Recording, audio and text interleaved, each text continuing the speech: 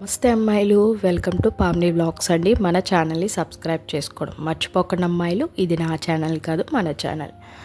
ఈ వ్లాగ్ వచ్చి వరలక్ష్మి వ్రతం రోజు నేను వ్రతం చేసుకున్న వ్లాగ్ అండి. మీకు తెలియని చాలా విషయాలు ఈ వ్లాగ్లో అయితే షేర్ చేసుకుంటున్నాను. వీడియో అయితే ఎండ్ వరకు చూడండి, స్కిప్ చేయకుండా.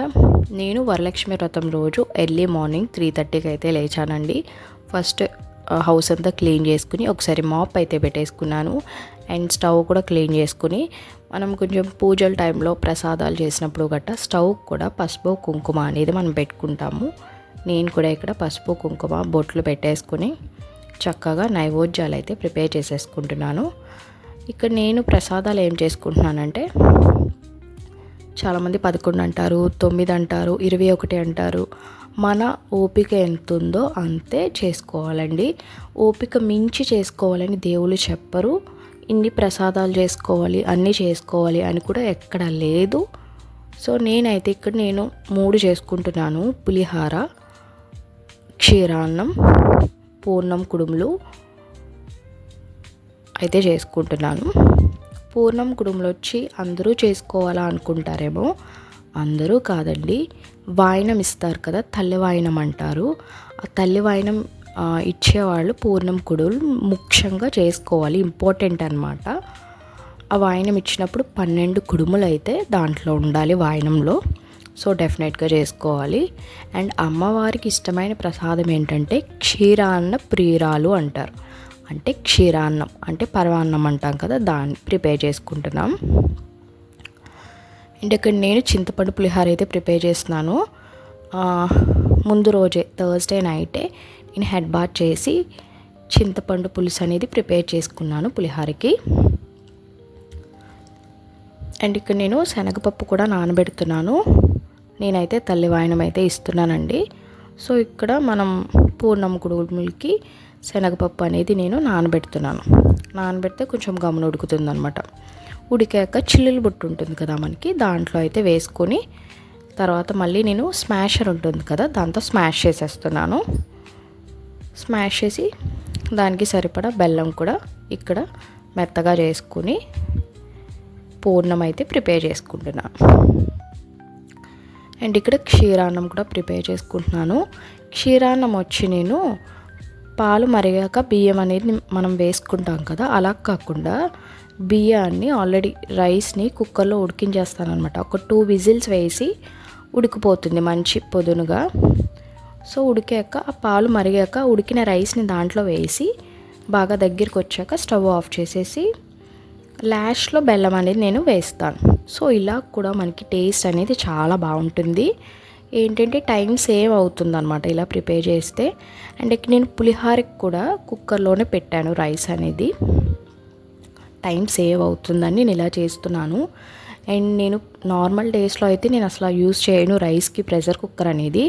నార్మల్గానే ఉడికించుకుంటాము. ఇది కొంచెం ఫాస్ట్గా అవుతాయి కదా, అందుకని చెప్పి. మా హస్బెండ్కి ఆఫీస్ ఉందండి, అండ్ మా బాబుకి అయితే హాలిడే. మేము స్కూల్కి వెళ్ళే రోజుల్లో అయితే మాకైతే స్కూల్ ఉండేదన్నమాట. కొంచెం ఒక 1 అవర్ 2 అవర్స్ లేట్గా స్టార్ట్ చేసేవారు స్కూల్ అనేది. సో ఒక 2 ఇయర్స్ నుంచి వరలక్ష్మి వ్రతానికి కూడా హాలిడే ఇవ్వడం స్టార్ట్ చేశారు. పులిహోరకు కూడా రైస్ అనేది ప్రిపేర్ అయిపోయింది.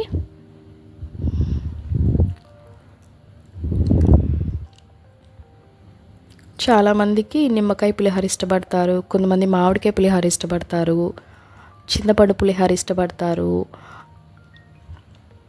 మీకే పులిహోర అంటే ఇష్టమో కమెంట్స్లో చెప్పండి. ఇక్కడ పూర్ణం కుడుములకి నేను పిండి అయితే మెజర్ చేస్తున్నాను. పూర్ణం కుడుములకి వరి పిండితో అయితే మనం ప్రిపేర్ చేసుకోవాలి, వరి నూకతో కాదు, వరి పిండితో ప్రిపేర్ చేసుకోవాలండి. ఇక్కడ మెజర్మెంట్స్ ఎలాగంటే 1 గ్లాస్ ఆఫ్ పిండికి 2 గ్లాసెస్ ఆఫ్ వాటర్ అనమాట. ఈ పిండి కూడా ఇంట్లోనే ప్రిపేర్ చేసుకున్న వరి పిండి.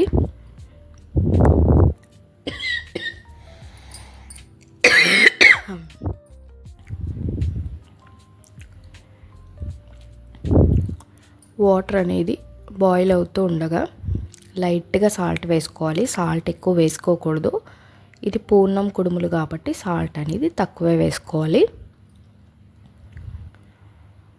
పూర్ణం కూడా ఎక్కువగా అవసరం లేదండి, కొంచెమే పెట్టుకోవాలి కుడుముల్లో.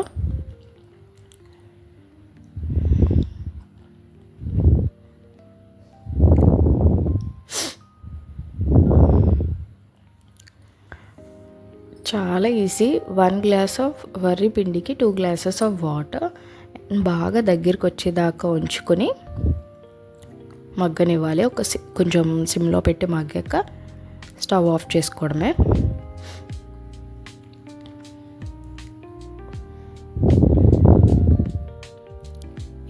ఇక్కడ పూర్ణం కుడుములు అండ్ చిన్న చిన్న ఉండ్రాలు కూడా ప్రిపేర్ చేస్తున్నాము. మనం వినాయకుడిని ప్రిపేర్ చేస్తాం కదా, వినాయకుడి మీద వేయడానికి అన్నమాట. చిన్న చిన్న కుడుములు కూడా ప్రిపేర్ చేస్తున్నాము. వీటిని చేసుకున్నాక ఉడికించుకోవాలి. ఇడ్లీ పాత్రలో పెట్టుకుని ఉడికించుకోవాలి కుడుముల్ని. ఎక్కువసేపు కూడా ఉడికించుకోకూడదు. ప్రసాదాలు ప్రిపేర్ చేయడం అయిపోయాక మనం పసుపు, కుంకుమ, అక్షంతలు స్టాండ్ ఉంటుంది కదా, బాక్స్, దాన్ని అయితే నేను వాష్ చేసేసుకున్నాను. పాతవన్నీ కూడా తీసేసాను. దీంట్లో కొత్త వాటితో ఫిల్ చేసుకుంటున్నాను. మనకి పండగ అనేసరికి ఇంటికి మామిడి తోరణాలు, గుమ్మానికి అరటి బొందలు డెఫినెట్గా ఉంటాయి. మన విలేజ్లో అయితే డెఫినెట్గా ఉంటాయి. విలేజ్లో ఏంట్లే, సిటీలో టౌన్స్లో అన్ని దుక్కుల్లా పెట్టుకుంటున్నారు, కొనుక్కుని మరీ పెట్టుకుంటున్నారు కదా. అక్షింతలు కూడా ఫ్రెష్గా నేను ప్రిపేర్ చేసుకుంటున్నాను.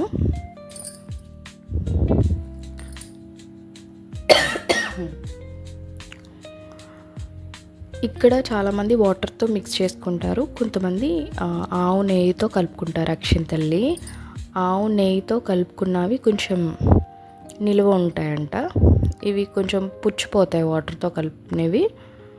కానీ నేను ఇక్కడ కొంచెమే కలుపుతున్నాను కాబట్టి వాటర్తోనే మిక్స్ చేసేస్తున్నాను. అంటే ఈ రోజుకి సరిపోతాయి అన్నమాట. మార్నింగ్కి ఈవినింగ్కి నాకు ఇవి సరిపోతాయి.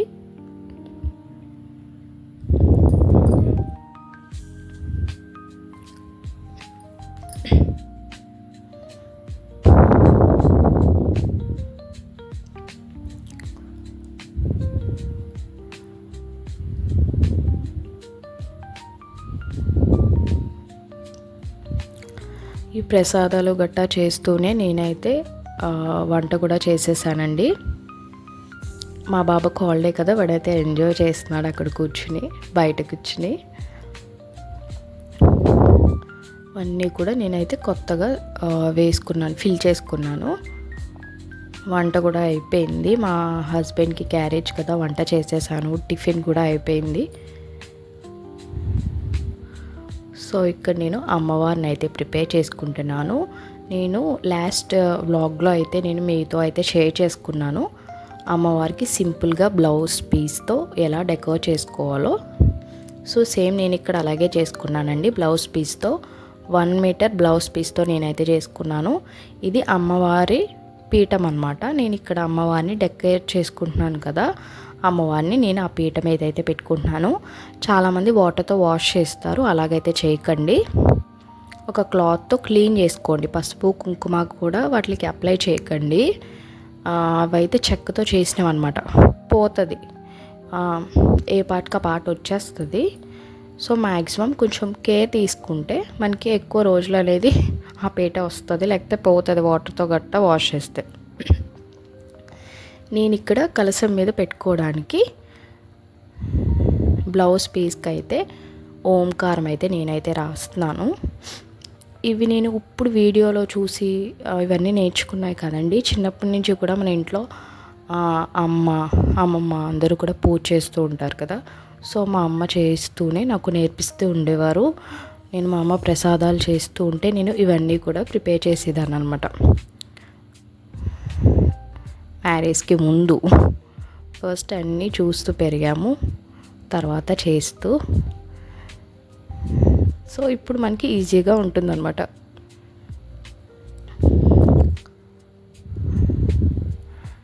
మా అమ్మగారు ఇలాగైతే పెట్టుకునేవారు బ్లౌజ్ పీస్ మీద. సేమ్ నేను కూడా అలాగే చేస్తున్నాను. కలసం అయితే నేను ఇక్కడ ఈ పీట పెట్టాను కదా, చిన్న పీట, దాని మీద అయితే నేను కలసాన్ని పెట్టుకుంటాను.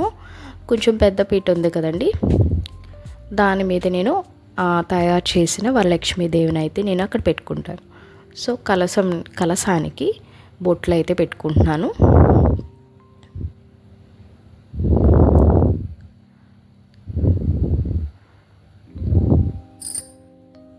మనం కలసం పెట్టే పీటకు కూడా చక్కగా వరి పిండితో పద్మం వేసుకుని పసుపు కుంకుమతో కూడా దాని మీద వేసుకోవాలన్నమాట. వేసుకుని బియ్యం కూడా వేసుకోవాలి. ఫస్ట్ ఇప్పుడు బియ్యం కూడా వేసుకుని ఆ బియ్యం మీద తమలపాకులు పెట్టుకుని దాని మీద మనం కలసం చెంబు అనేది పెట్టుకోవాలి. కలసం చెంబులో ఏమేమి వేసుకోవాలి అనేది చాలామందికి డౌట్గా ఉంటుంది. పసుపు, కుంకుమ, అక్షింతలు, పువ్వులు, ఒక కాయిన్ అన్నమాట వేసుకోవాలి. వేసుకుని కొబ్బరికాయని తిరిగేసి పెట్టుకోవాలి. ముచ్చుక పైకి ఉండాలన్నమాట. ఈ కొబ్బరికాయ పెట్టే ముందు మామిడాకులు అయితే డెఫినెట్గా పెడతాము. మామిడాకులు ఉంటాయి కదా, పెట్టుకుని అప్పుడు కొబ్బరికాయ పెట్టుకోవాలి.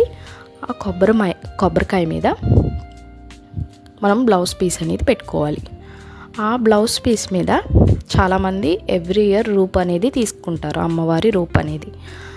ఆ తీసుకున్న వాళ్ళు చక్కగా దాని మీద వేసుకుంటారు అనమాట. కలసం మీద వేసుకోవాలి. నేను ఇక్కడైతే ఎవ్రీ ఇయర్ నా మ్యారేజ్ అయిన కాడి నుంచి కూడా తీసుకుంటాము. దీన్ని బ్లౌజ్ పీస్ మీద నేనైతే పెట్టుకున్నాను.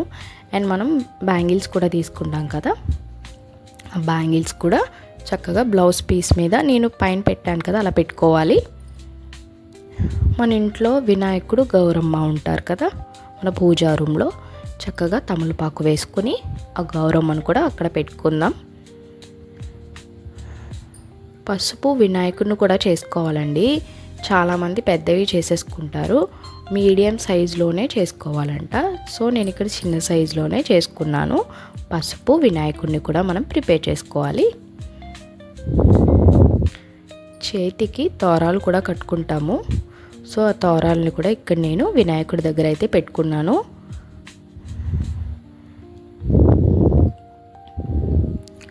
దీపారాజన కుందులకు కూడా బొట్టు అయితే పెట్టుకోవాలండి. 3 బొట్లు పెట్టుకున్నా, 1 పెట్టుకున్నా, 5 పెట్టుకున్నా చుట్టూరు చక్కగా పెట్టుకుంటే కలగా కనిపిస్తుంది మనకి.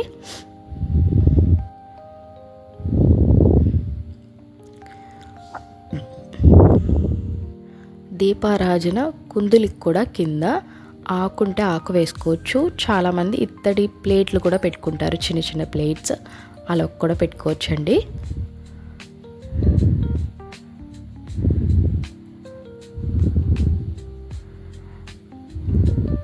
మన ఇంట్లో ఎన్ని పుష్పాలు ఉంటే అన్ని పుష్పాలు మన సాధ్యమైనంతే చేసుకోవాలి. సాధ్యం కాలేనంత చేసుకోకలేదండి. మనకి ఎంత వీలైతే అంత చేసుకుందాము. చక్కగా మనస్ఫూర్తిగా దండం పెట్టుకుందాము వరలక్ష్మీదేవికి. వరలక్ష్మీదేవి అంటే వరాలిచ్చే తల్లి అని అర్థం అన్నమాట.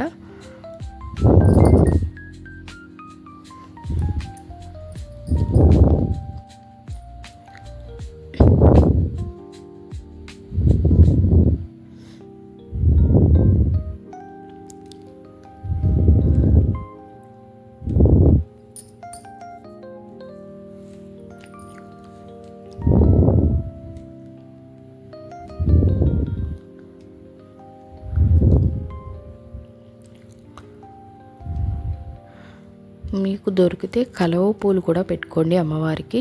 అందరం తీసుకుంటారు. 1, 2, 3 డెఫినెట్గా ఎన్ని సాధ్యమైతే అన్ని కలువ పూలు తీసుకుంటాము. ఇక్కడ నేను చేతికి తోరాలు కడుతున్నాను. తోరానికి 9 ముళ్ళు ఉండాలన్నమాట. చాలామంది 9 రకాల కడతారు, అంటే ఒక పువ్వు వేసి కట్టుకుంటాము. అలా కాకుండా అంటే పువ్వులు కట్టడం ఇంపార్టెంట్ కాదు, అక్కడ ముళ్ళు, ఆ తాడుకి ఎన్ని ముళ్ళు పడ్డాయో అన్నది ఇంపార్టెంట్ అంట. 9 ముళ్ళు రావాలి. నేను ఇక్కడ ఒక ఫ్లవర్ కట్టాను, కనుమ అన్నీ కూడా ముళ్ళు వేసేసాను. చేతికి తోరాలన్నమాట.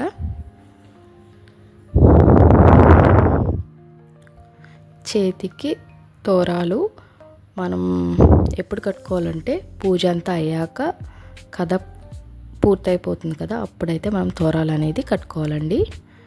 ఇక్కడ పళ్ళు అనమాట వరలక్ష్మీదేవికి. ఫ్రూట్స్ మనకి ఎన్ని సాధ్యమైతే అన్నీ తీసుకోవాలి, అన్ని పెట్టాలి, ఇన్ని పెట్టాలి అని రూల్స్ ఏమీ లేవు. ఈ పూలు వచ్చి మందార పూలు, గుత్తు పూలు ఇవన్నీ కూడా మా గార్డెన్లో ఫ్లవర్సే. ఈ చామంతి పూలు ఒక్కటే నేను బయట నుంచి తెప్పించుకున్నాను. చామంతి పూలు ఎంతో ప్రీతికరం అమ్మవారికి అని చెప్పి వరలక్ష్మి వ్రతం రోజు డెఫినెట్గా తెప్పించుకుంటారు అందరూ కూడా.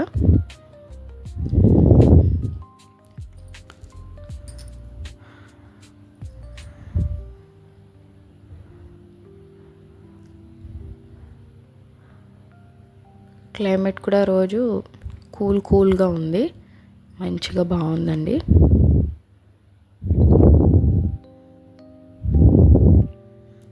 పూజకన్నీ రెడీ చేసేసాను, పూజ కూడా స్టార్ట్ చేశానండి.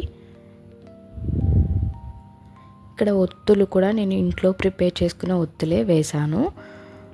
బయట వేసుకోకూడదు అంటారేమో, అవి అయిపోయినాయి. మా ఇంట్లో దూది అయితే ఉంది, పత్తి, వాటితో నేనైతే చేసుకున్నాను. ఆవు నెయ్యి ఉన్న వాళ్ళు చక్కగా దీపారాజనకి ఆవు నెయ్యి యూజ్ చేయొచ్చు. ఆవు నెయ్యి లేకపోతే చాలామంది బయట తెప్పించుకునైనా వెలిగించుకుంటారు, లేకపోతే కొబ్బరి నూనె కూడా వాడుకోవచ్చు, యూజ్ చేయొచ్చు.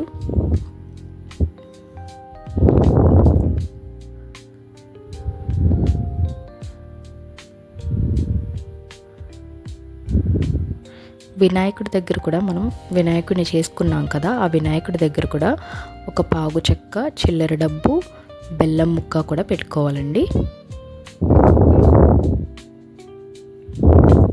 దీపారాజన వెలిగించుకున్నాక దీపారాజనకి చక్కగా పసుపు, కుంకుమ, అక్షంతులు వేసుకొని ఓం శ్రీ మహాలక్ష్మి నమః అని దండం పెట్టుకోండి. దీపారాజన దగ్గర కూడా ఒక పువ్వు పెట్టుకోవాలన్నమాట. దీపారాజన చేశాక ధూపం చూపించాలి అగరత్తులతో.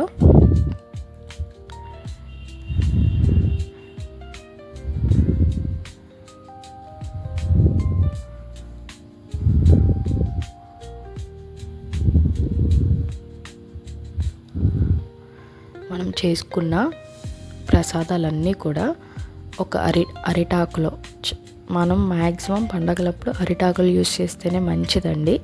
అరిటాకులు లేని వాళ్ళు ఎక్కడి నుంచి తెచ్చుకుంటామంటారేమో, అది మీ ఇష్టం. ఉంటే యూజ్ చేయమంటున్నాను నేను, అవైలబుల్గా ఉన్నప్పుడు. మనం చేసుకున్న ప్రసాదాలన్నీ కూడా దేవుడి దగ్గర పెట్టేశాను.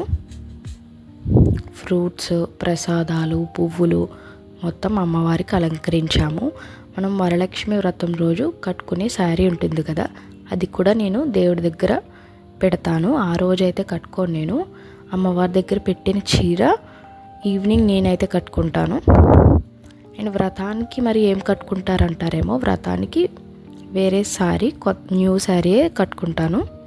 ఆర్ పట్టు చీర అంటే పట్టు చీర కట్టుకోవచ్చు, వేరే కొత్త చీర ఉంటే కొత్త చీర కట్టుకోవచ్చు. అండ్ అమ్మవారి దగ్గర పెట్టిన చీర ఉంటుంది కదా, అది నేను ఈవినింగ్ కట్టుకుంటాను పూజ చేశాక. ఇక్కడ మా బాబు బుక్స్ కూడా పెట్టాను నేను అమ్మవారి దగ్గర.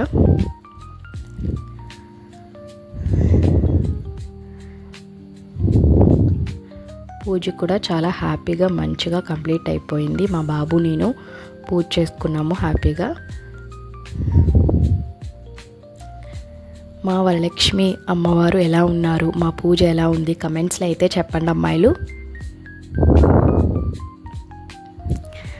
నేను హారతి ఇచ్చానని చెప్పి ఇక్కడ మా బాబు గంట అయితే కొట్టేస్తున్నాడు ప్రదక్షిణాలు తిరుగుతూ కూడా. ఈ ఇయర్ పూజ ఇంకా స్పెషల్గా ఉంది. మా బాబు అంటే లాస్ట్ ఇయర్ కొంచెం చిన్నోడు కదా, ఈ ఇయర్ అన్నీ తెలుస్తుంది. మంచి హ్యాపీగా నాతో పాటు పూజలో పాల్గొన్నాడు, చాలా హ్యాపీగా ఉన్నాను. అండ్ ఇక్కడ ఈవిడికైతే నేను తాంబూలం ఇచ్చాను. అండ్ ఈవిడికి నేను వాయనం ఇచ్చాను అనమాట, తల్లి వాయనం. ఈ వాయనంలో గాజులు, రవికిల గుట్ట, శారీ అందరూ పెట్టాలా అంటారేమో, మన ఓపికని బట్టి అనమాట. బ్లౌజ్ పీస్ కూడా పెట్టచ్చండి, నేనైతే శారీ కూడా పెడుతున్నాను. అరటిపళ్ళు, పువ్వులు, వక్క, చిల్లర పైసలు, చిల్లర డబ్బులు, శనగలు, కుడుములు, 12 కుడుములు అనమాట. 12 కుడుములు అని చెప్పాను కదా, 12 కుడుములు పెట్టుకోవాలి. శనగలు ఇచ్చుకుంటే చాలా మంచిదన్నమాట. శనగలు కూడా ఇచ్చుకోండి, తాంబూలం ఇచ్చినప్పుడు కూడా మీరు ఇచ్చుకోవచ్చు.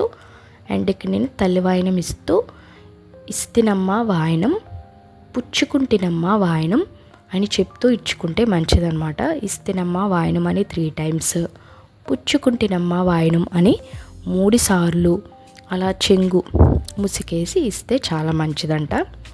సో అలానే ఇచ్చాము. అక్కడికి తాంబూలాలు అన్నీ పూర్తయిపోయినాయండి, పూజ కూడా. సో ఇక్కడ తులసి కోట దగ్గర అయితే నేను మా బాబు చక్కగా పూజ చేసుకుంటున్నాము.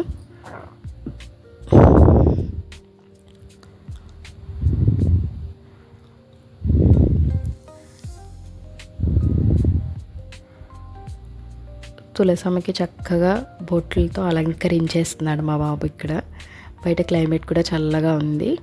మనం ఏది అలవాటు చేస్తే అదే అలవాటు అవుతుంది అంటాం కదా. మా బాబుకి మేమైతే చిన్నప్పటి నుంచి కొంచెం ట్రెడిషనల్ టైప్ అనమాట. మాతో పాటు అన్నీ చేస్తాడు. పూజ గట్ట అన్నీ అయిపోయాయి. ఇప్పుడు భోజనం చేయడానికైతే కూర్చున్నాము. 2 sides పెట్టుకున్నారు ఏంటంటారేమో, ఒక అరిటాకులోనే ఒక సైడ్ మా బాబు, ఒక సైడ్ నేను తిన్నాము. ఇక్కడ వచ్చి ఆఫ్టర్నూనే అమ్మవారు అయితే వస్తారు ఊరేగింపుగా. సో అమ్మవారికి ప్లేట్లో బియ్యం, కొబ్బరికాయ, పువ్వులు పెట్టుకుని వెయిట్ చేస్తున్నాము. మా బాబు అయితే గేట్ దగ్గర వెయిట్ చేస్తున్నారు, ఇప్పుడు వస్తారా అమ్మవారు అని చెప్పి.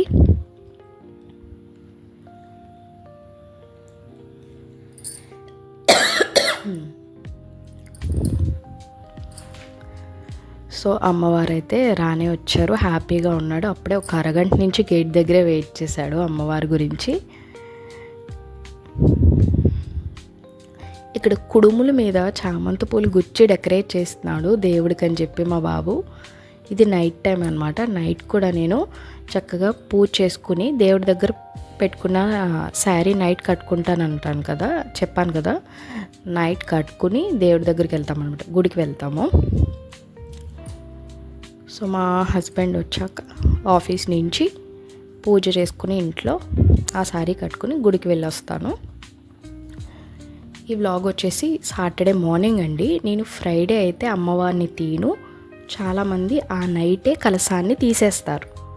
పూజ అయిపోయింది కదా వ్రతం అని చెప్పి సాయంకాలం కలశాన్ని తీసేస్తారు.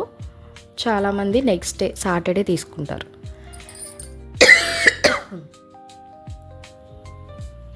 ఇక్కడ నేను ఫ్రైడే ఎందుకు తీను, సాటర్డే ఎందుకు తీస్తానంటే, మనం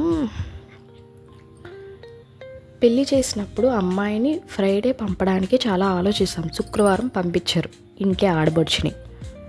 మా అత్తయ్య గారు అయితే శుక్రవారం మా పుట్టింటికి కూడా పంపించరు. సో అలాంటిది శుక్రవారం అమ్మవారిని ఆహ్వానించి చక్కగా వ్రతం చేసుకుని ఆ శ్రీ మహాలక్ష్మిని మన ఇంటికి ఆహ్వానించి అలా ఎలా తీసేస్తాము అని చెప్పేసి నేను తీయనమాట. అలా తీసేస్తే అమ్మవారిని పంపించేసినట్టు అవుతుంది కదా ఆ నైట్ కలశాన్ని తీసేస్తే. సో అమ్మవారిని ఒక నైట్ నిద్ర చేయించి శుక్రవారము నెక్స్ట్ డే సాటర్డే అనేది నేను అమ్మవారిని కలశాన్ని తీస్తానన్నమాట. శుక్రవారం చాలా సెంటిమెంట్గా ఫీల్ అవుతాం. పుట్టింటి ఆడబడుచుని పంపడానికైనా, ఒక రైకుల గుడ్డ పట్టడానికైనా ఎదుట వాళ్ళకి పెట్టే సెంటిమెంట్ ఫీల్ అవ్వట్లేదండి. అమ్మవారుగా భావించి పసుపు కుంకుమ బ్లౌజ్ పీస్ అనేది మనం ఫ్రైడే ట్యూస్డే కానీ పెట్టుకోవచ్చు ఎవరికైనా సరే. నేనైతే ఆ రీజన్తో నేను ఫ్రైడే అనేది తీయను. ఇది ఎక్కడి నుంచి వచ్చిందంటే మా అమ్మగారు కూడా తీరనమాట. అమ్మవారిని అలా ఎలా తీసేస్తాము, శుక్రవారం పూట పూజించుకుని ఆ శ్రీ మహాలక్ష్మిని మన ఇంట్లోకి పిలిచి ఆహ్వానించి కలశ రూపంలో పూజ చేసుకుని అని చెప్పి సాటర్డే మేము తీస్తాం. కలశాన్ని కదిపి తీసేశాక మళ్ళీ దీపారాజన చేసుకుని పూజ చేసుకుని ఆ కలశం మీద కొబ్బరికాయని కొట్టుకుని మళ్ళీ సాటర్డే కూడా వెంకటేశ్వర స్వామి గుడికి వెళ్తాం అన్నమాట మేము. సో ఇక్కడ కొంచెం ఎర్లీ మార్నింగే లేచి నేను ఇదంతా దేవుడి రూమ్ అనేది పూజా రూమ్ అనేది క్లీన్ చేసుకున్నాను. మనకి పూజ చేసుకున్న పువ్వులు పత్రి గట్ట ఉంటుంది కదా, ఒక కవర్లోకి వేసేసుకుని ఎక్కడ నేనైతే క్లీన్ చేసేస్తాను. ఆ పూజ చేసుకున్న పత్తిని కూడా ఆ రోజే మేము కాలువలో అయితే వేసేసాము. అంటే కుదిరినప్పుడే వేసేవాళ్ళం, ఆ రోజు కుదిరింది, చక్కగా పత్తిని కూడా కాలువలో వేసేసాము ఆ రోజే సాటర్డే. కలసం మీద కొబ్బరికాయ అప్పుడే కొడతామన్నమాట, సాటర్డే నేను కొడతాను.